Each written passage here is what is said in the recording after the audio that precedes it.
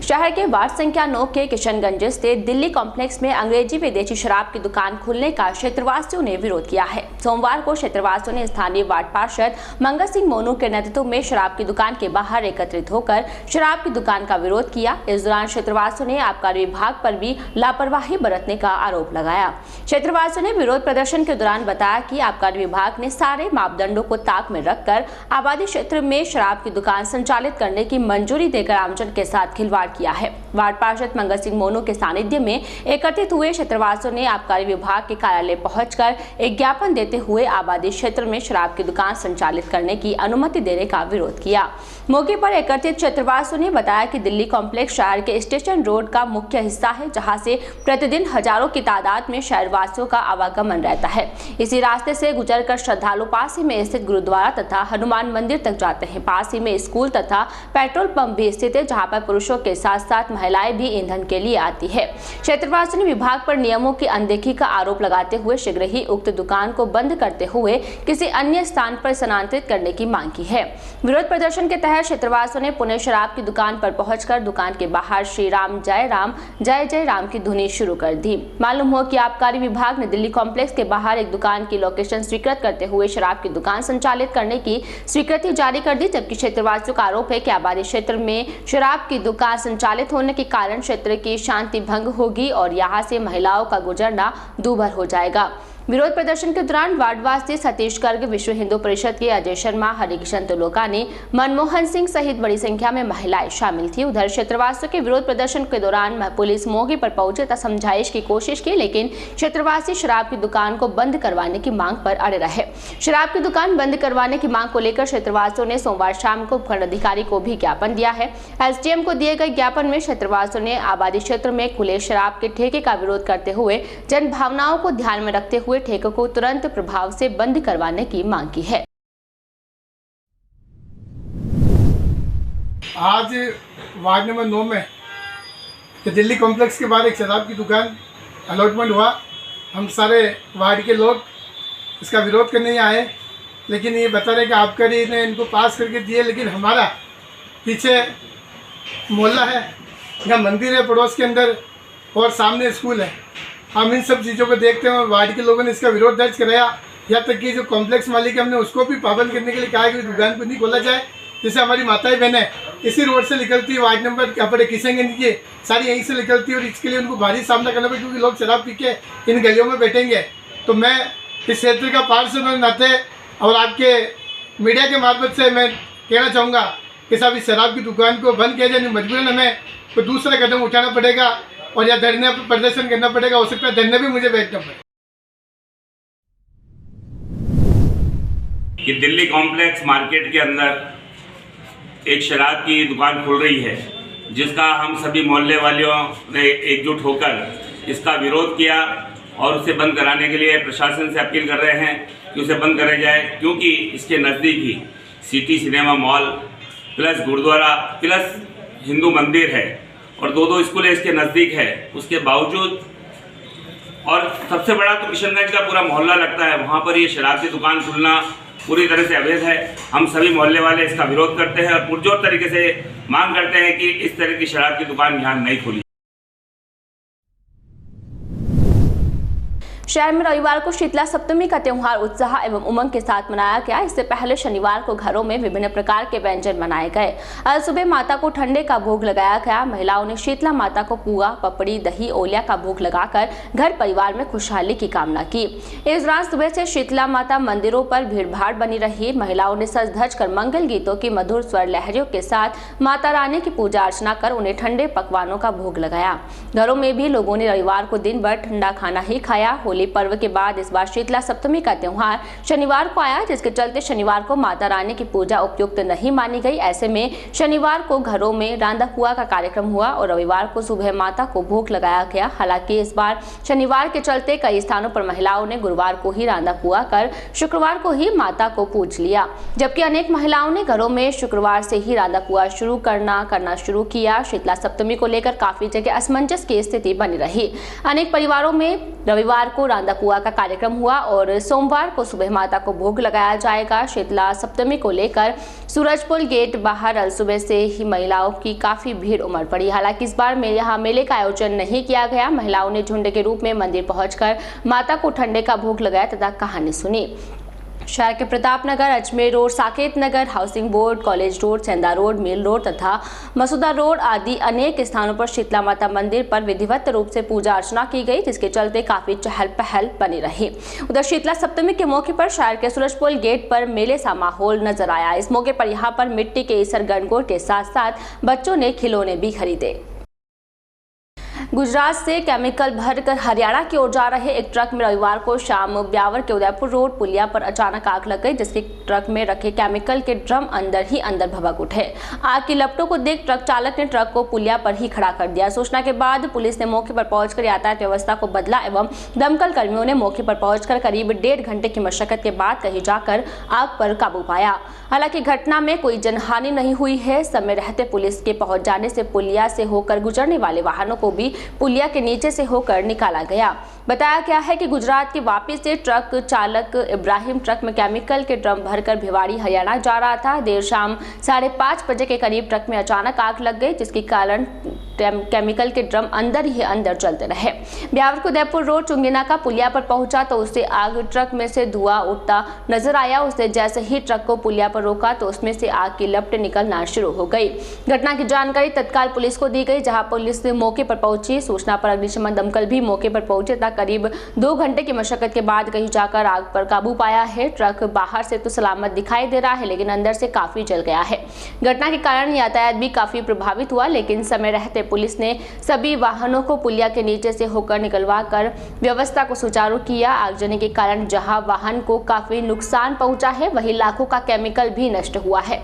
उधर सोमवार सुबह एक बार फिर ट्रक में आग धधक गई, जिसके कारण केमिकल ने एक बार फिर आग पकड़ ली। जानकारी के बाद पुलिस ने मौके पर पहुंचकर दमकल की सहायता से आग पर काबू पाया।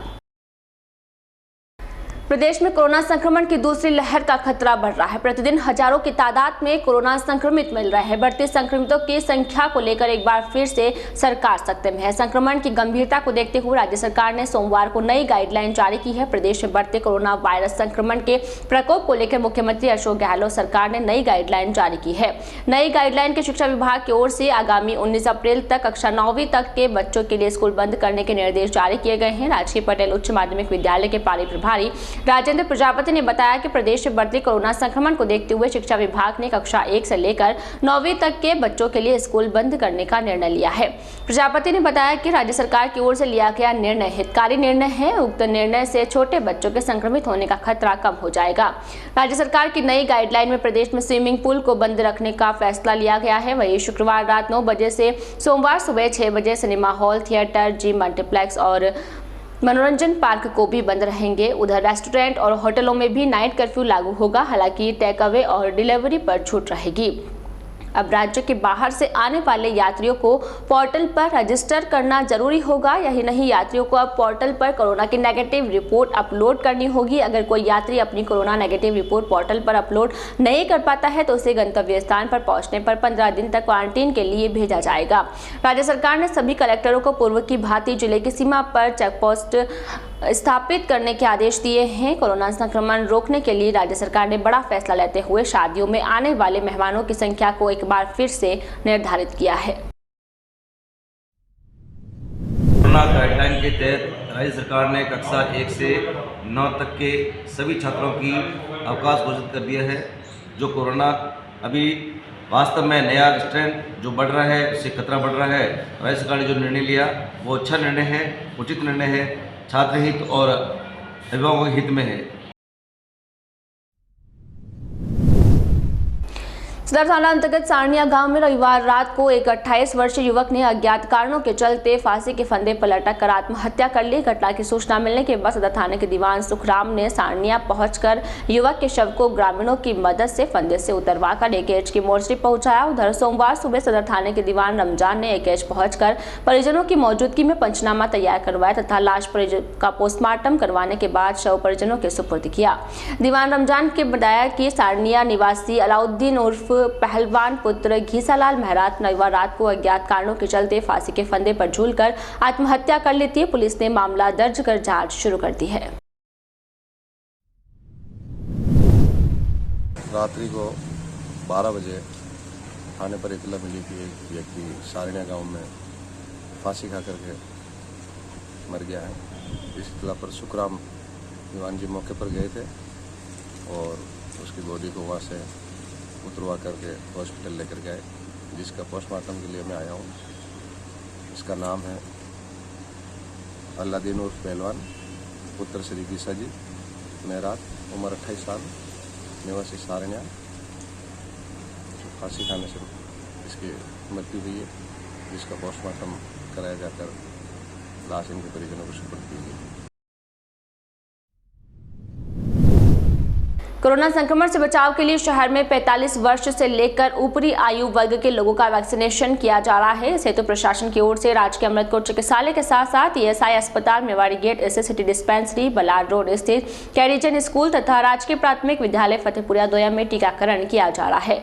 कोविड-19 प्रभारी शलभ टंडन के अनुसार देश में बढ़ते कोरोना संक्रमण को लेकर केंद्र व राज्य सरकार सख्ते में है। सरकार ने अब अपना पूरा फोकस वैक्सीनेशन पर कर रखा है। उन्होंने बताया कि पूर्व में 60 वर्ष से अधिक आयु वर्ग तथा संक्रामक बीमारियों से ग्रसित लोगों को टीका लगाया जा रहा था, लेकिन 1 अप्रैल से 45 वर्ष से अधिक आयु वर्ग के सभी लोगों का टीकाकरण किया जा रहा है। साथ ही वरिष्ठ नागरिकों व कोरोना वॉरियर्स को दूसरी डोज लगाई जा रही है। साथ ही आमजन को टीकाकरण हेतु प्रेरित किया जा रहा है। एकेएच वैक्सीनेशन सेंटर पर doctor Sanjay Singh, Khimraj Kataria, Kanyanmal Sonal, vaccinators Krishna, verifier Rekha Chauhan, Razzaq, Hemlata Solanki, Hemlata Sharma, Sarita, Bismillah Khan, doctor Chetan Sen आदि अपनी सेवाएं दे रहे हैं। प्रभारी टंडन ने आमजन से आग्रह किया है कि 45 वर्ष से अधिक लोग वैक्सीनेशन सेंटर पर पहुंचे तथा टीका अवश्य लगावे। साथ ही अपने परिचितों तथा परिवारजनों का भी वैक्सीनेशन करवाएं। उन्होंने कहा कि भ्रांतियों की तरफ ध्यान नहीं दे। कोरोना से बचाव का एकमात्र साधन वैक्सीनेशन, मास्क लगाना तथा सोशल डिस्टेंसिंग की पालना करना है। उपखंड प्रशासन ब्यावर का द्वारा जो टीकाकरण अभियान चल रहा है वो 1 अप्रैल से हमने तीसरा चरण चालू किया, जिसके अंदर 45 से 60 का वर्ष के जो पहले आपको ध्यान हो तो द्वितीय चरण में हम लोग सर्टिफिकेट लेते थे अगर कोई गंभीर बीमारी से ग्रसित है, और कई लोग ऐसे थे जो उस समय दूसरे चरण में नहीं लग पाए। तो अब तो गवर्नमेंट ने कर दिया है कि 45 से लेके 100 साल तक की भी उम्र या उससे आगे भी हो, आप लोग अपना टीकाकरण यहाँ करा सकते हैं। और जिन लोगों ने दूसरे डोज का 5 मार्च तक का जो उन्होंने प्रथम टीका लगाया था तो उसका दूसरा डोज भी यहाँ लग रहा है।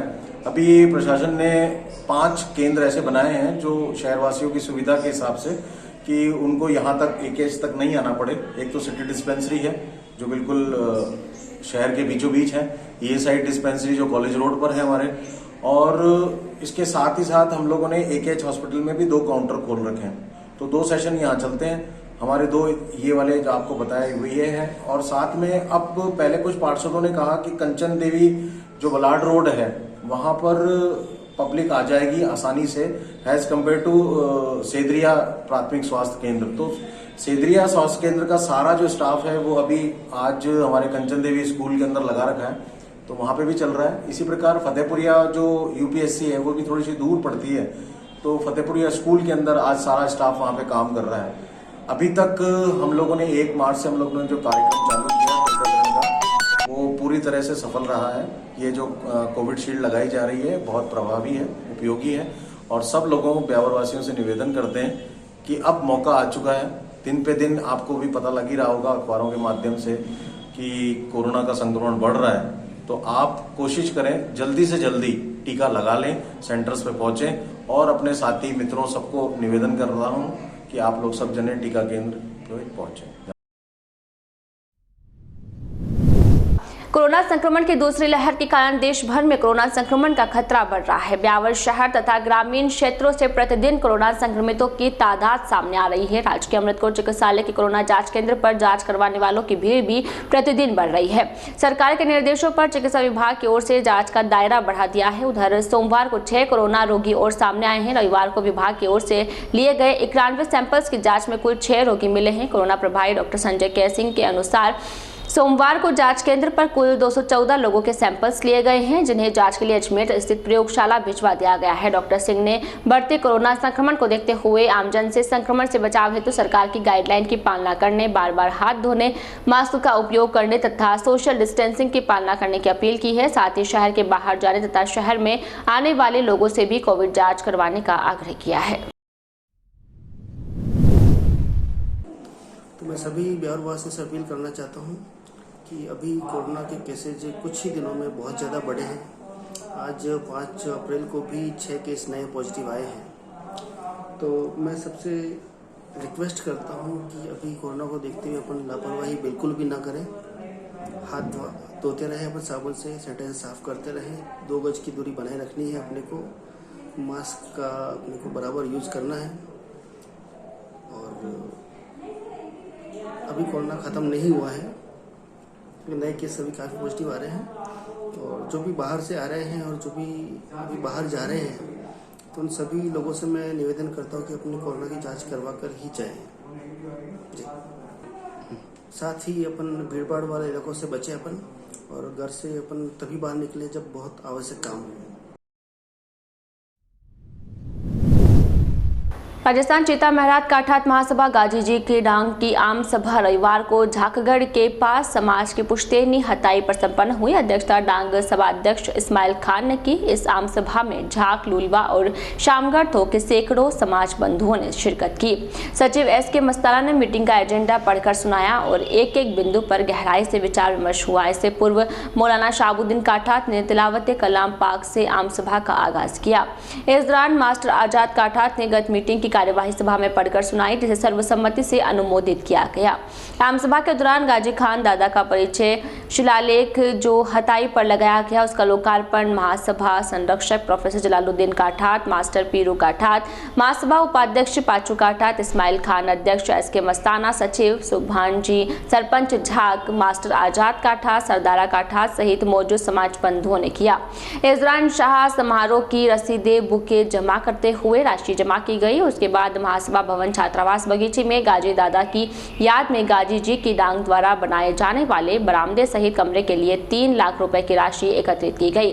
रमजान माह के बाद उचित टेंडर खोलकर गाजी दादा के नाम से कमरा बनाया जाएगा। सबसे ज्यादा चिंतन मनन 5वें बिंदु पर हुआ, जिसमें गाजी दादा की डांग की बढ़ती जनसंख्या को देखते हुए 2 थोक बनाकर दादी के आधार पर रिश्ता खोलने पर विचार विमर्श हुआ। तर्क वितर्क एवं विचार विमर्श के बाद सर्वसम्मति से निर्णय हुआ कि अभी फिलहाल गाजी जी की डांग में आपस में रिश्ता नहीं खोला जावे। इसके लिए बाद में जब कभी जरूरत पड़ेगी मीटिंग करके सर्वसम्मति बनाकर रिश्ते खोले जाएंगे। इसके साथ ही मैयत पर कपड़े ले जाने की परंपरा बंद करने, बच्चों को बेहतर तालीम दिलाने, महासभा द्वारा चलाई जा रही कोचिंग अकेडमी में भेजने के लिए समाज बंधु को प्रेरित किया गया। बैठक में पप्पू काठात, लसाड़िया, मोहन काठात, महेंद्र काठात, मुल्तान काठात, प्रेमा काठात, कालू काठात, सुलेमान काठात, मुमताज काठात, लादू मास्टर, नूर मोहम्मद, माना काठात, फकरुद्दीन, मुराद काठात, हाफिज इस्माइल, एडवोकेट सलीम काठात, शमशुद्दीन, बाबू अजमाल काठात, शकूर भाई, रोशन काठात, रसूल काठात आदि ने विचार व्यक्त किए। जवाजा थाना अंतर्गत ग्राम लोटियाना में सोमवार को एक डीजे गाड़ी चालक ने लापरवाही पूर्वक वाहन चलाकर एक राजमिस्त्री को चपेट में ले लिया, जिसके कारण वह गंभीर रूप से घायल हो गया। घटना के बाद 108 एम्बुलेंस के माध्यम से घायल को उपचार के लिए राजकीय अमृतकोट चिकित्सालय लाया गया, जहां पर उसकी हालत ज्यादा खराब होने के कारण उसे हायर सेंटर के लिए रेफर कर दिया गया। जानकारी के अनुसार लोटियाना निवासी राजमिस्त्री 50 वर्षीय भगवान सिंह पुत्र केसर सिंह सोमवार को काम करने के बाद दोपहर के भोजन के लिए घर जा रहा था कि सामने से तेज गति से आ रही एक डीजे की गाड़ी ने उसे चपेट में ले लिया, जिसके कारण वह गंभीर रूप से घायल हो गया। हादसे के बाद ग्रामीणों ने 108 एम्बुलेंस के माध्यम से उसे उपचार के लिए राजकीय अमृतकोट चिकित्सालय पहुंचाया, लेकिन उसकी हालत ज्यादा खराब होने के कारण प्राथमिक उपचार के बाद उसे हायर सेंटर के लिए रेफर कर दिया गया। कहते हैं कि हुनर उम्र का मोहताज नहीं होता है। अगर हुनर हो तो बड़ी उम्र क्या छोटी उम्र में भी बहुत कुछ किया जा सकता है, और इसी बात को सार्थक किया है शहर के मसूदा रोड हीरानगर निवासी 5 वर्षीय प्रांजल कौर ने। प्रांजल ने महज 5 वर्ष की उम्र में ही वो मुकाम हासिल कर लिया है, जिसे हासिल करने में लोगों की उम्र बीत जाती है।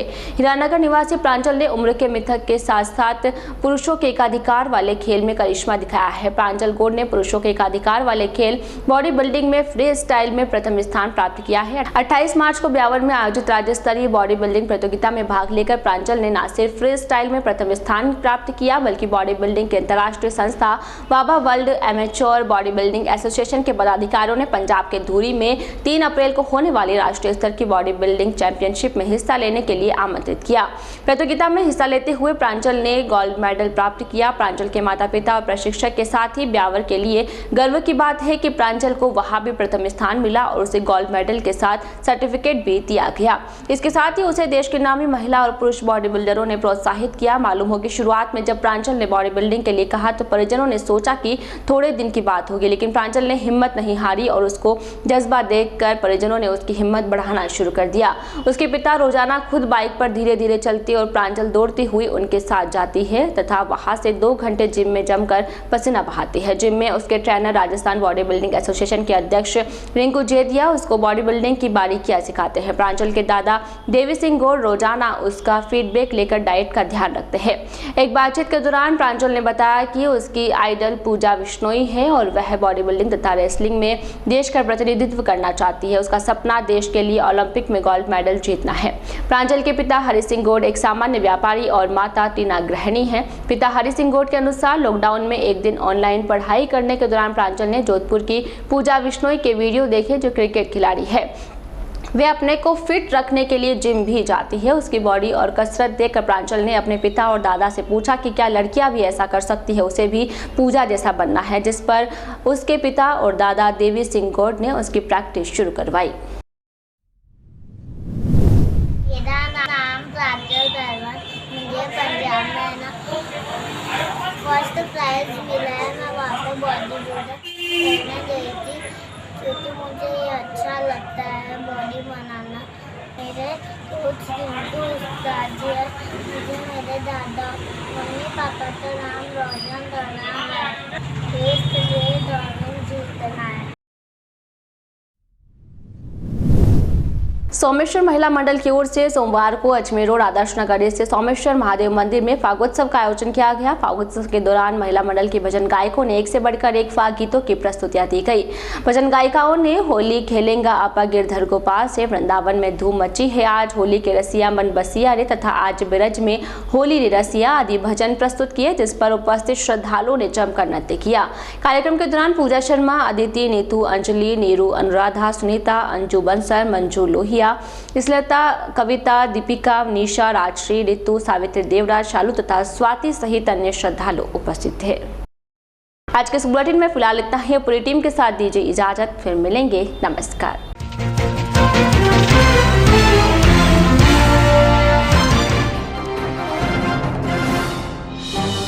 किशनगंज के आबादी क्षेत्र में खुली शराब की दुकान, वार्ड पार्षद के साथ क्षेत्रवासियों ने जताया विरोध।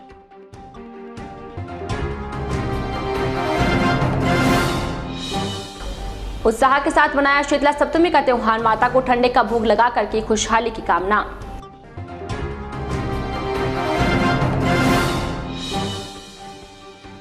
केमिकल से भरे ट्रक में लगी आग, उदयपुर रोड पुलिया पर हुआ हादसा।